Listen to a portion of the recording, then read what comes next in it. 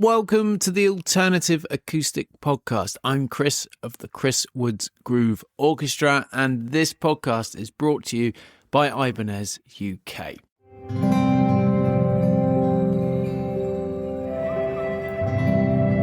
The regular listeners, you might have noticed the theme music has changed somewhat.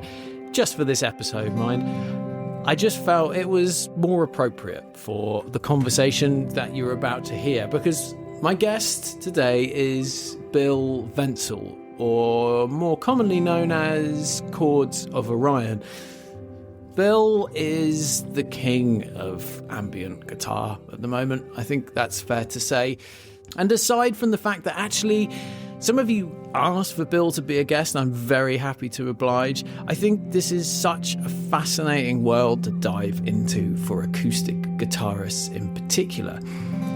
Because really, ambient guitar can be about, using effects and ambient sounds, but I think it's also about playing guitar in a way that's for perhaps your own enjoyment, or playing guitar kind of for well-being, I suppose. And I guess for most of us, that's probably the reason that we keep picking up the guitar anyway. In this conversation, it goes pretty deep, pretty philosophical, to be quite fair, and Bill is just fantastic to listen to and chat with. There's some ambient guitar playing, there's some talk of effects, there's some talk about guitar contemplation, guitar meditation. It's a different one, and it's exciting. It's alternative and it's acoustic, and I really think you're going to enjoy listening.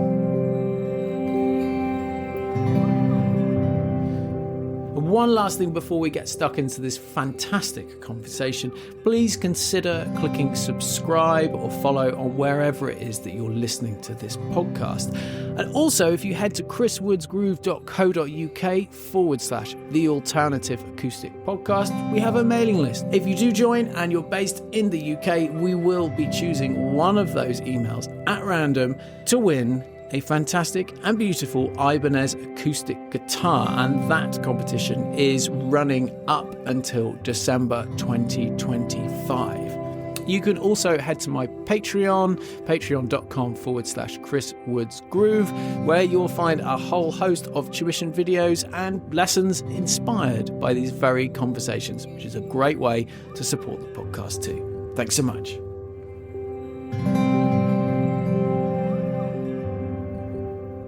And where are you, Bill? Where are you? So I am west of Washington, D.C., in the state of Virginia. Okay. So I'm not sure how familiar you are with the geography of the U.S. Not good enough. Embarrassingly bad. But is it beautiful and rural, or...? Yes. Okay. Yeah. So if you go about 80 to 90 miles due west of Washington, D.C., okay, you're near the border of two states, Virginia and West Virginia. Mm-hmm. And there's a mountain range called the Appalachian Mountains that run kind of all the way down the east coast of the United States. And so where I live is in a valley called Shenandoah Valley. Take me home, country roads to the place. Yeah. You know that song. Yeah. The Shenandoah River that John Denver mentions, being in West Virginia, there's only a couple miles. Almost all of it's in Virginia, and it's within walking distance of my house. Oh, so, man. I think that suitably fits in with the brand of being super chill and playing beautiful meditative guitar. And possibly your beard as well. I feel they might be matched together as well. Well, that's a long-running thing. I've had the beard since 1982. Oh, so. Wow. Good man. Good man. And I'm loving the sound of that baritone as well, and that sort of... What tuning are you playing around with, Bill? Are you just in standard? So baritone. It's tuned in what I call baritone standard. So that's B-E-A-D F sharp B. Mm-hmm. So it's basically a perfect fourth below standard tuning for guitar. Okay. E-A-D-G-B-E. So that's typically where I keep this guitar. I do have another acoustic baritone. I have an old Tacoma Thunderhawk, and that's a huge like the body is really I think big. I've seen that in the video with the sort of sound holes on the front above. Yeah, cool. yeah. Very cool. That's got a 29. This is a 27-inch scale length. Okay. So it feels pretty normal when you play it. The Tacoma has a 29-inch scale length, and it feels kind of not normal when you play it. It feels really, I like it a lot, but it does force it. One of the reasons why I like it is it forces me to think about chord voicings differently than I would on a standard guitar, just because of the scale length, right? And that one I usually down tune from baritone standard. I'll lower the sixth string down to A or even down to G, which is only a minor third above the low E string on a bass. So you can go pretty low on that one and still sound pretty good. And what's your go-to, man, for sort of creating drones and things, and the sitting and having a guitar meditation session? Because you're talking about like drop tuning. Is it the idea of having a pedal note, and what's your sort of thing? Yeah, so a lot of times what I'll do, I'm a big fan of partial and full capos. Okay. How many's that covering? That one this partial capo covers 3 strings. Okay. It's meant to cover strings 5, 4, and 3. And so if you put it on the 2nd fret, you're in what I call faux dadgad. Okay. Now this is a baritone, so it'd be the baritone, right? So you get the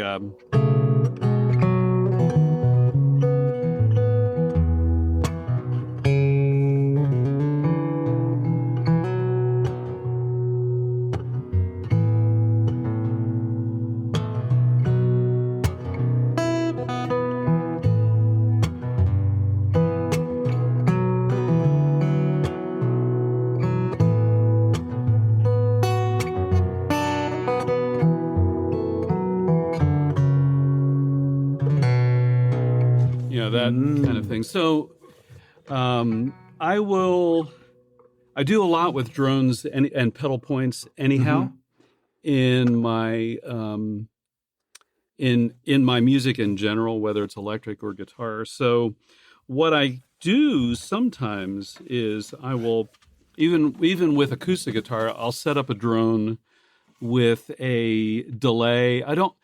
I might use a looper, but I more often use delays. Okay, so because I've got a looper at my feet, and that's my go-to is to loop. But are you just you're just grabbing notes and making them so long that so they sort of evolve? Is that what you mean? Or yeah, so I have the El Capa. Are you familiar with the Strymon El Capistan delay? I'm not. Pedal? I'm not. Okay, so it is it's been around for a while. It is a tape-style delay pedal. Okay. And it has a sound-on-sound mode, which allows you it allows you to basically treat it kind of like a mini looper. So you can do up to a 20-second tape, what they would call a tape splice. I used to do this way back in the day with real tape decks, by the way. That's cool, man. When in the band I played in. Well, let me set it up here. I'll do about a 8-second loop or so, and then let's just play the A.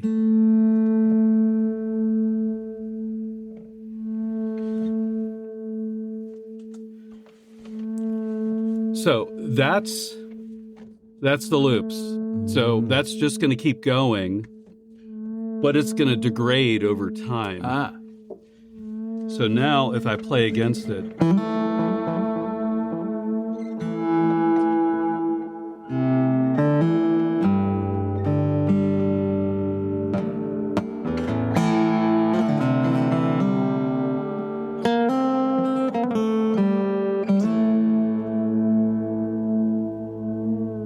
you can hear it's very wobbly now.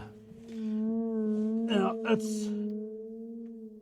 You can control how wobbly you want it to be, but so if I add in a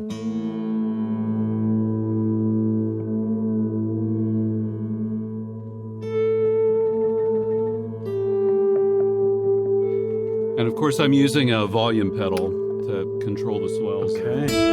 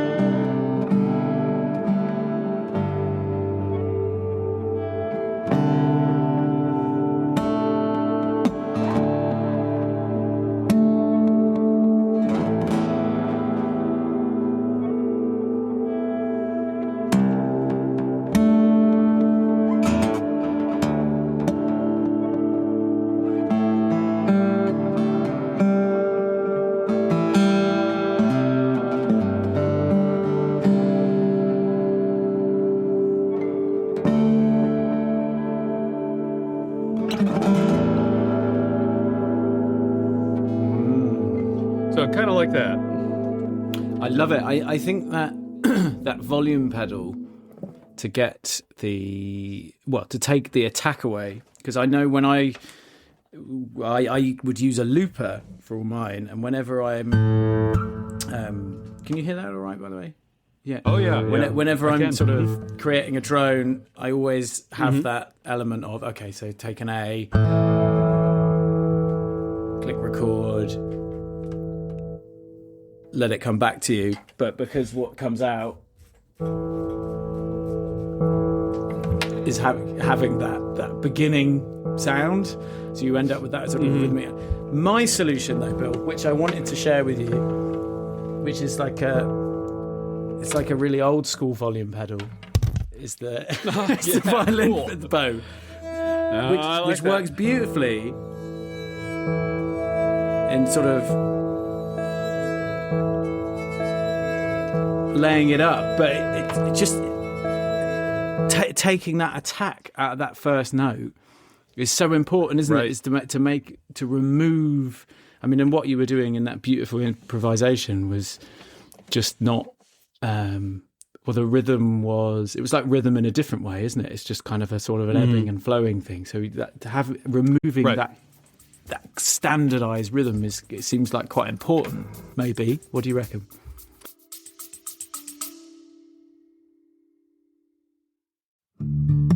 The Alternative Acoustic Podcast is proudly supported by Ibanez UK. Now, the Ibanez V Series has long stood for high quality at seriously affordable prices, available in all kinds of finishes, shapes and sizes. Now, I got to try all of them out recently, and a particular favourite of mine was the incredible Mini, which is the perfect travel size guitar. I mean, it sounds way bigger than it looks. The entire V Series and all Ibanez guitars are available now at Gear for Music, so make sure you go and check them out.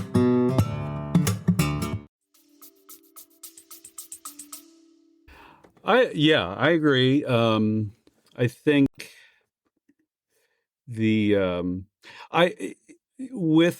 this style of playing with the Strymon El Capistan delay is typically, a lot of people, and I do too, call it Frippertronics. Are you familiar with that? No. And you said it earlier, and I didn't jump in and go, what's that? Because I didn't want to seem like an idiot. But okay. No. So Brian Eno. Yeah.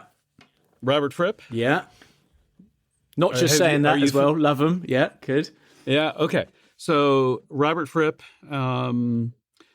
he did not invent the technique, but I say that he popularized it in a way for as popular as he got. But what he would do is essentially take two reel-to-reel tape decks and just physically set the tape decks apart and recorded the signal onto tape deck 1, and the tape moved across like the tape deck 2 where it played back. So you could move the tape decks further apart or closer together to create longer delay times, because they didn't have digital delays then. And you incorporate with a mixer so you can create feedback and get repeating delays. But they would transform over time because it was a tape delay, right? And you've got degrading signal going as the delays are fed back into the loop. So the El Capistan is a pedal that is very well suited for Frippertronic style looping, where you can create I hit a button here. You can create up to a 16-second what they call a tape splice, and then when you play it,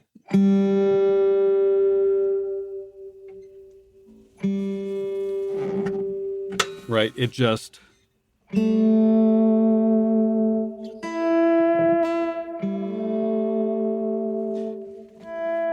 and that's going to go as long as I want it to go based on where I put the delay feedback knob.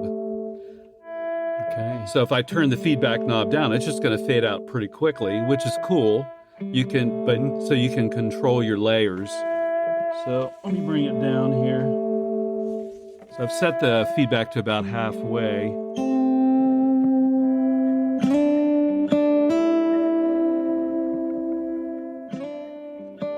You can hear the layers, older layers, dying out.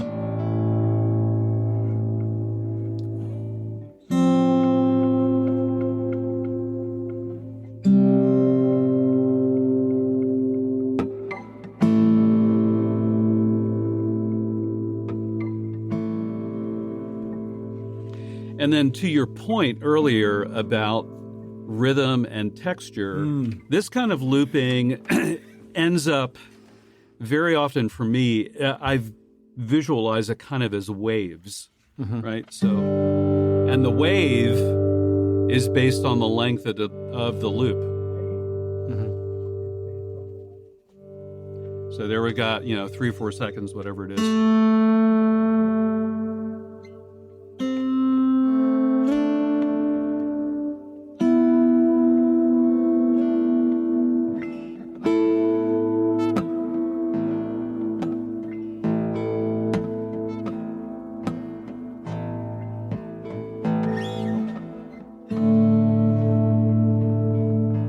So you end up with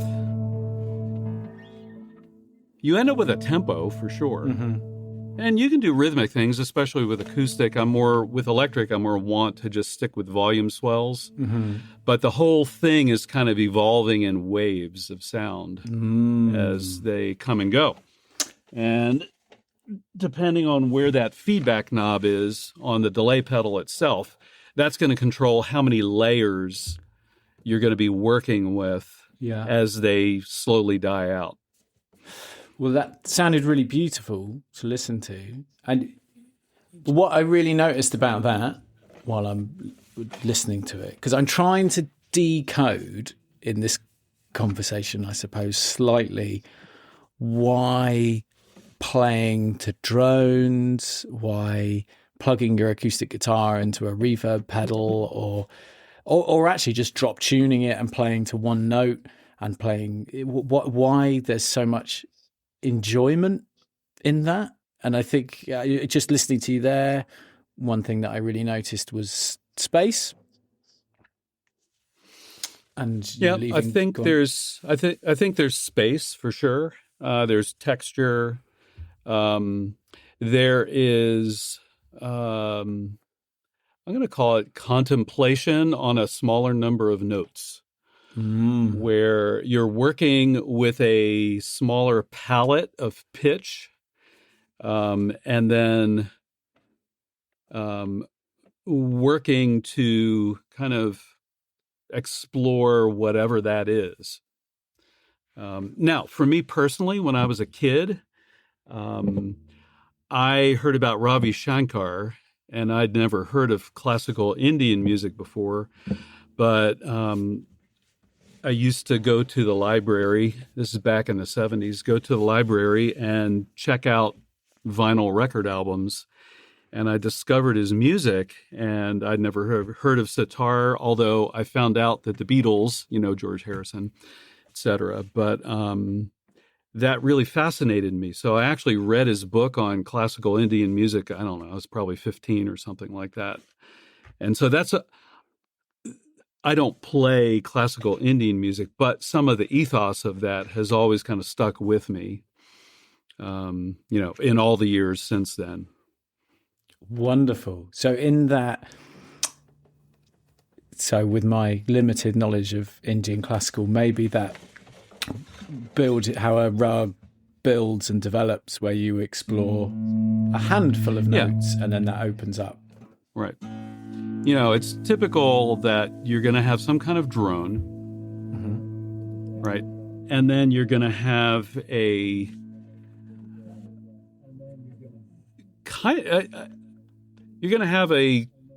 type of scale or a collection of notes called a raga. And then the classical Indian musician, especially the sitarist, is going to be exploring that raga. And then the other musicians are going to be supporting that either rhythmically with a tabla, right, the drums, and then the tambura, which would be the droning instrument. And you also have some other instruments too. So, but that's kind of the ethos that really grabbed me, was the drone, to be honest. I really, really enjoyed that a lot, even as a kid. So again, that's always kind of stuck with me. I'm exactly the same, Bill. There's something that, I don't know, the whole pleasure for me for sitting down with a guitar of any kind, really, but I think particularly an acoustic guitar, is enjoying that, the kind of the resonance of it, and the sure. I don't know. I maybe used a word earlier. Contemplation, I think you said. Did you say that? Yeah, contemplate the notes you're playing. And just sort of enjoying that. Right. So I think I even think of a player like B.B. King. In his solos, they're not fast. And so many times he will just hang out on one note and explore the note. And, and this is obviously in the context of blues playing, but, what can you do with one note?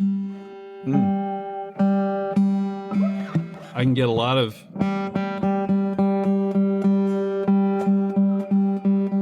different tones out of one note just by moving my hand on the fretboard. I can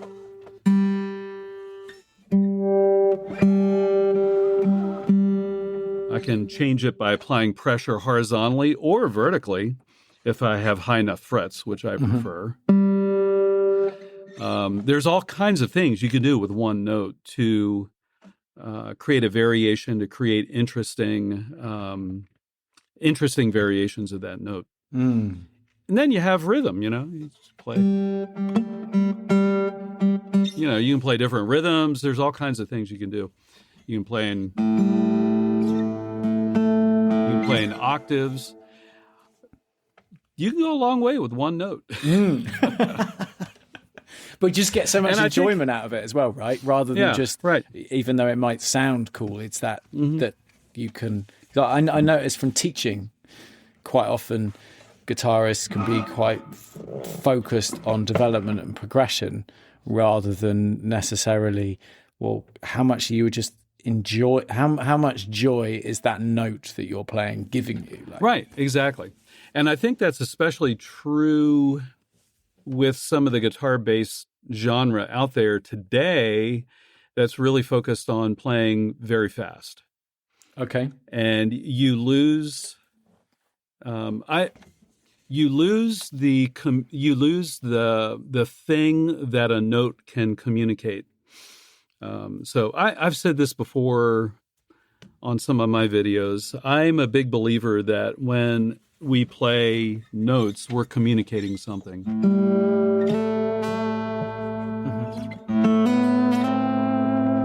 Like I just communicated something to you. I can't verbalize it because it's nonverbal communication. I actually don't want to verbalize it, right? But I am communicating. So I think, playing very, very fast all the time, you lose the emphasis on the potential beauty and communication of each note. Doesn't mean you should never play fast. Mm-hmm, I'm not saying that at all. But I'm just saying sometimes that can get lost in the shuffle of maybe some of from the a player more modern genre. Right? It's that sort of, you can't, you're missing out on, maybe it's impossible to connect so much with something moving so quickly, at the risk of sounding like I'm criticizing shred, which I absolutely adore in its own way. But there's got to be, well, I know my brain only moves so slow or so fast, and it's same with my fingers. Maybe that's the reality of that, but I can't shred. It's just that time to sort of, well, go back to that word, contemplate, or maybe reflect on something you've just played. If it's a rush, right. It's sort of, it's a different thing, isn't it? But I think it's just really interesting from this perspective of playing on your own, which is where all guitarists surely have most of their enjoyment anyway, because that's how we get better, because we sit there and we play. Oh, and yeah. Sort of that's right. Playing and giving yourself... Why I'm so excited by what you do and having you on here is that message of supporting or promoting sitting and playing and getting real enjoyment from that, rather than it necessarily being like a workout at the gym. Yeah, I feel that way very strongly. I've even got an idea for a video in the future. I haven't really fleshed out exactly how I want to describe it, but actually do the video. But I think the basic premise of it would be: don't practice scales, practice melodies. And to me, that's how you stay connected with the music. I'm not saying you should never practice a scale, but that should not be primary. The primary practice should be playing music itself, and learning how to actually play the music, rather than just building muscle memory. Muscle memory is important now, don't get me wrong, but there's a balance there, I think, that's really important. I also think that a lot of times I'll try to sing what I'm playing.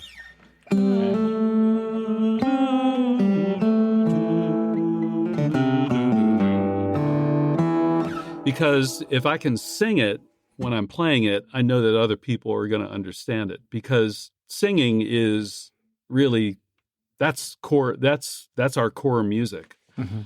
As humans, right, is singing. Mm-hmm. Although in our culture, unfortunately, I think we're losing some of that. Mm-hmm. But the human voice is the key thing of music, historically speaking.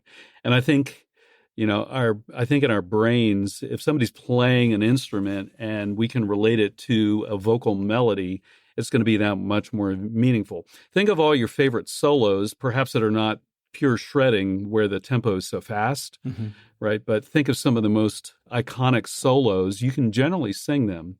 Mm-hmm. If you go old school, like "Comfortably Numb" from Pink Floyd, I could sing that solo, right? And that's part of the reason why it's so memorable, is because I can sing it. We might even call it lyrical, or lyrical, yeah. Mm-hmm. It's really interesting, Bill. Someone quite early on in my sort of instrumental performing career, where I'd get up and play solo acoustic guitar, said to me, "Oh man, I think you would really benefit from singing, and not even if you're singing in your set and in your compositions, but just as a means of connecting." And when I was, young and stupid, I was just kind of like, "Well, what are you talking about?" You know what I mean? That's sort of why would I do that? And then it's just, but it makes perfect, and exactly what you're saying to me now, it makes perfect sense, because even though it does sound kind of fluffy, but it's so true, isn't it? Because you can feel it Music resonating is fluffy. in your body. Yeah. There you go. Music itself is fluffy. Yeah, and it's it's fluffy. So I'm okay to talk about when It's you're art. singing. It's art, right? Yeah. It doesn't. You can't articulate it. You can feel it vibrating in your body, and that's the thing that people love about acoustic guitar. So importantly, isn't it? Is that sure. I can feel it You resonating. play the whole in my thing. arms. Yeah, exactly. A connection thing, right? It's just that sort of, and the singing of the melody that you might be jamming and improvising on your own is kind of, you're practicing connecting, dialing in a little bit. Yeah, I also think that if you play while you sing, probably just when you practice, right? But if you play while you sing, I think it's easier to understand if you can hear the note because you're able to sing it. I think it's easier to hear where you're going when you're playing, in particular if you're improvising. I'm not talking about a set piece where you've got all the notes, maybe on a piece of sheet music and you're playing them as is. Thinking more improvisationally. So we're talking this on your own. Maybe you've taken 4 or 5 notes and you're just exploring and playing. Yeah, I would say also even in a live setting, Okay. I mean, the pieces that I generally play on my YouTube channel are all improvised. I don't typically pre-compose before I turn the camera on and Logic Pro and start recording. I might have an idea that I'm going to start with, but I don't generally practice up a piece and then record it. I do from time to time, but that's not the normal way that I record performances on my channel. Okay, because do you just get more joy out of improvising or... Yeah, I do. It's kind of what I do. That's the way I think about things. So, okay, I don't know. I like it. Yeah, but why? But yeah, you just like it. That's I don't know. I just like it. It's good. I think from a YouTube perspective for me too, it's faster than taking a month to create a piece, orchestrate it all out, arrange it all out, try to record it and all that. So that's, but I've always enjoyed improvisation even before I started a YouTube channel. The main band that I played in, we would do a fair amount of improvisation at certain points in our sets. So, it's kind of been part of me for a long, long, long time. Amazing. Okay, but I think. Well, can I ask you about because this is a deep conversation anyway. It's a fluffy conversation, as you said. No, music's fluffy. We like fluffy. Maybe this is fluffy and serious, but the mental health, mental well-being, that element of playing guitar in this way, because there's a connection to that, I think, in some of the things I may have heard you say on your YouTube channel, and there's, I don't know, I can definitely feel a lift in my mood if I'm stressed out and I've literally just forgotten to go and sit for 20 minutes and play my guitar. I think most people can relate to that. But what do you think about playing in this way, in this more ambient way, and sort of general well-being? What do you think? I think that in our current Western culture, we are... Well, I can't speak for across the pond. I can only speak for the United States. Oh, mate, it sucks over here. It really does. So. Okay. All right. So maybe there's some similarities. So if you don't mind me getting a little philosophical for a moment. Is that deep. okay? Yeah, Yeah, please. okay. Please. So Express your opinions however you want. Yeah. So these are not going to be political comments at all, but rather I think what underlies a lot in our culture, I'm speaking from the perspective of somebody who's a Christian. So, and when I say Christian, I mean I call myself an historic Christian. So, the form of Christianity that I follow is like the historic Orthodox, not Orthodox Church, but the Orthodox Christianity that's been believed for 2,000 years. Okay. It's not the modern.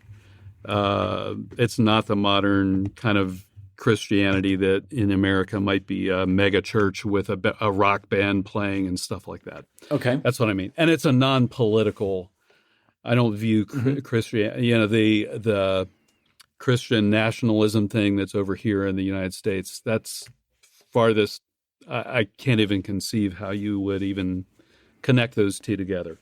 But anyhow, as I think about that, I think about identity, and I know that's a buzzword, but hear me out. Identity historically was what we would somewhat call external to ourselves. We would gain our identity not only from how we view ourselves, but the community around us.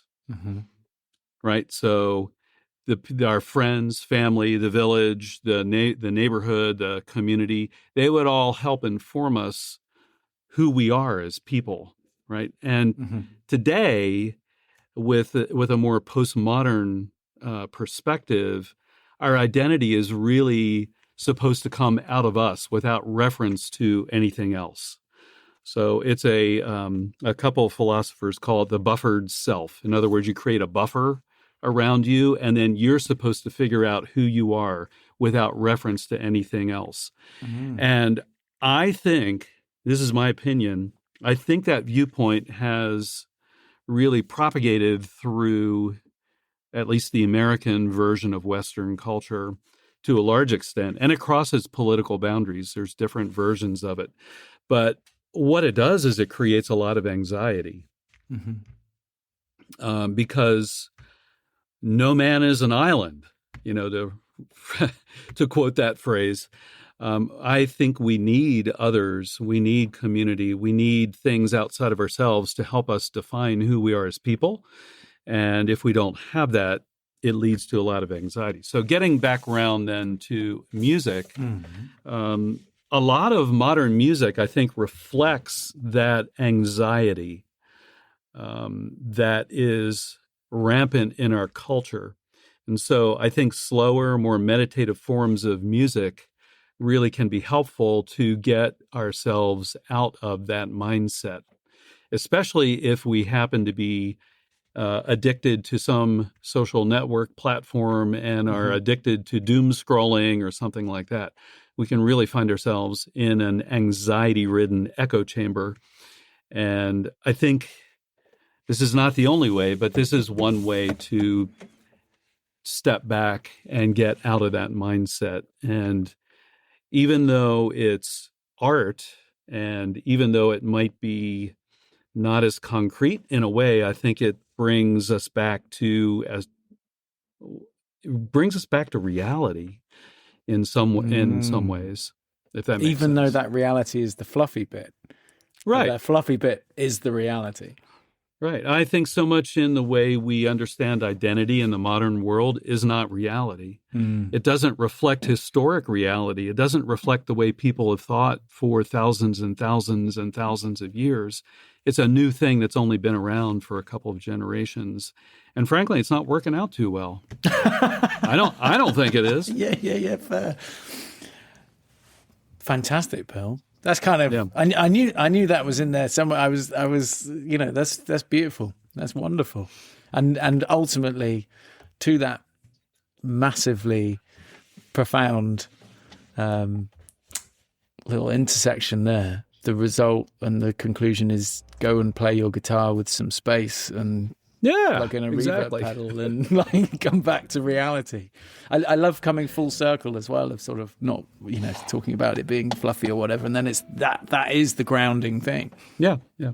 One of the other great things about music is that that I really appreciate about it, actually art in general, is we sometimes talk a lot about the intent of the artist. So we want to try to we want to try to understand the art with the intent of the artist.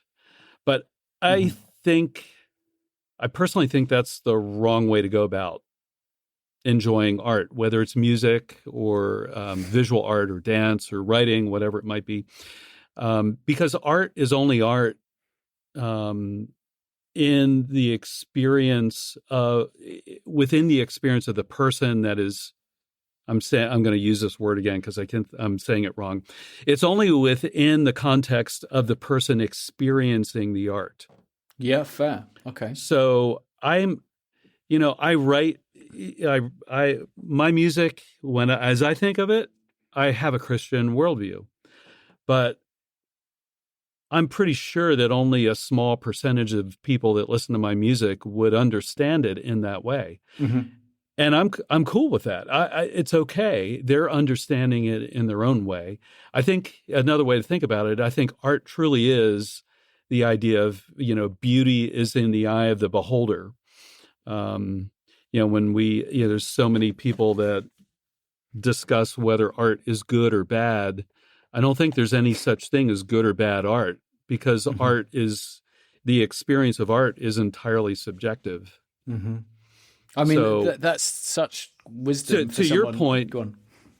I was going to say, to your point, then, maybe I'm right. Maybe I'm putting it out from a Christian perspective, but someone who's an atheist, for example, and I do get occasional comments on my channel, but someone who's an atheist could still enjoy it. They're just not enjoying it from the same perspective that I am. Mm-hmm. I think that's fantastic. And that's cool. It's great.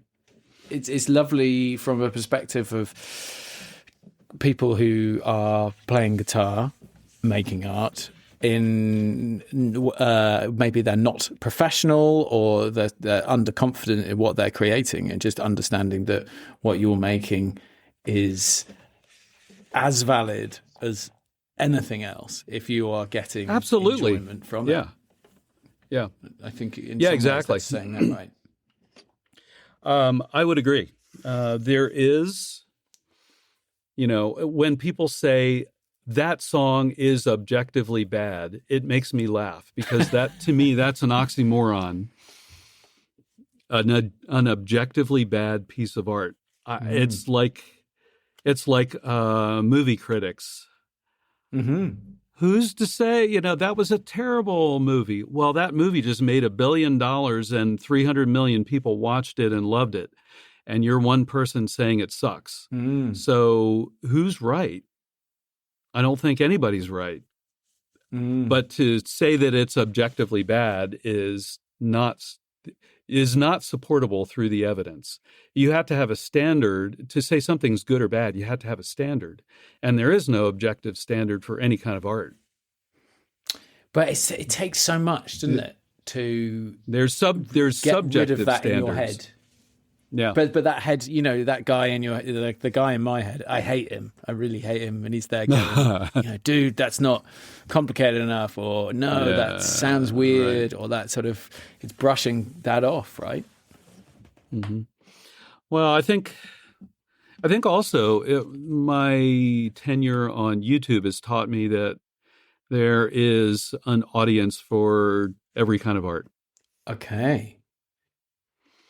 There really is. It may not be a big audience for certain types of art, maybe a huge audience for other types, but there is an audience for, and I have a number of videos that discuss this, but in trying to encourage other small, independent musicians, maybe a musician who's afraid to put themselves out there in public for some reason, whatever reason it might be. But my encouragement is don't think of yourself, to your point, as less than any other musician. there's an audience for what you do. It might just be you and your mom. Yeah. But that's okay. That's valid. That's awesome, actually. If you can make music that your mother likes, that's great. My mother's still alive, and she doesn't like the music that I make. So, Yeah. My mum says she likes it, but I'm just not sure. I love my mother, by the way. She's amazing. I couldn't ask for a better. Sorry, Ma. Oh man, that's. I think that's a beautiful conclusion. That whatever you're doing is valid, and enjoy it.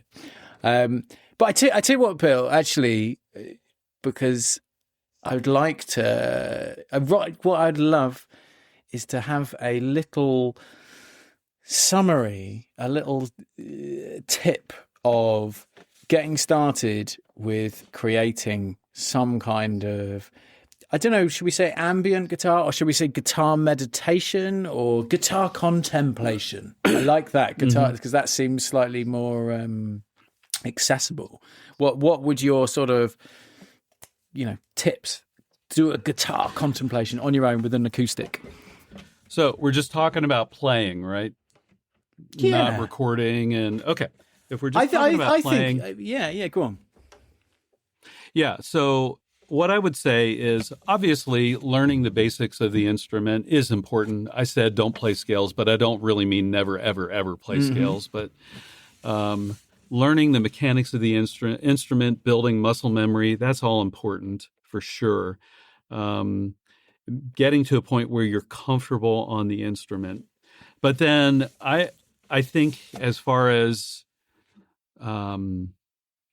thinking about more ambient styles, a couple things I think would be helpful. One is, as you're thinking about it, think of just a couple of chords that you want to focus on. Okay. Yeah, okay. Right. So maybe it's the tonic, right? And maybe it's the 4 chord, right?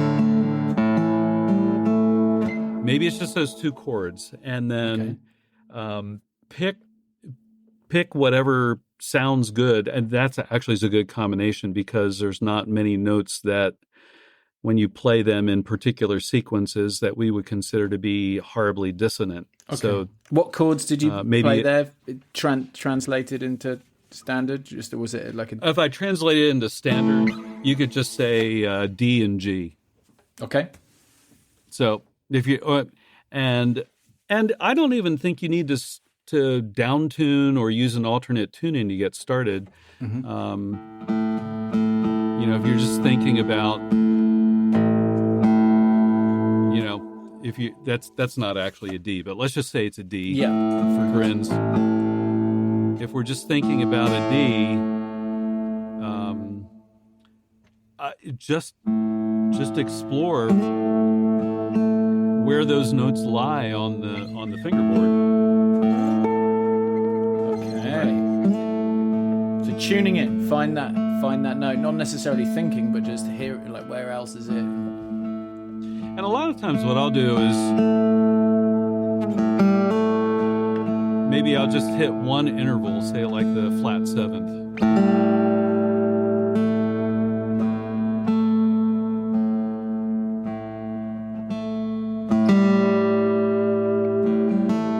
And maybe I'll just focus on that for a while. But I think that's kind of the key. Also, I think listening to what others have done. Celtic guitar music is a great place to go for especially some of the slower arrangements. Can use a lot of open strings and pedal point or drones within that particular genre. Even if you don't want to play Celtic music, it's a good place to go to hear examples of how people are leveraging slower tempos and slower groups of notes, if that makes sense. Absolutely. Amazing.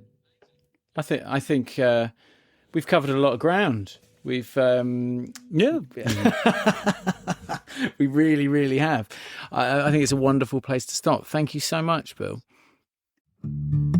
A huge thank you to Ibanez UK for making this conversation possible.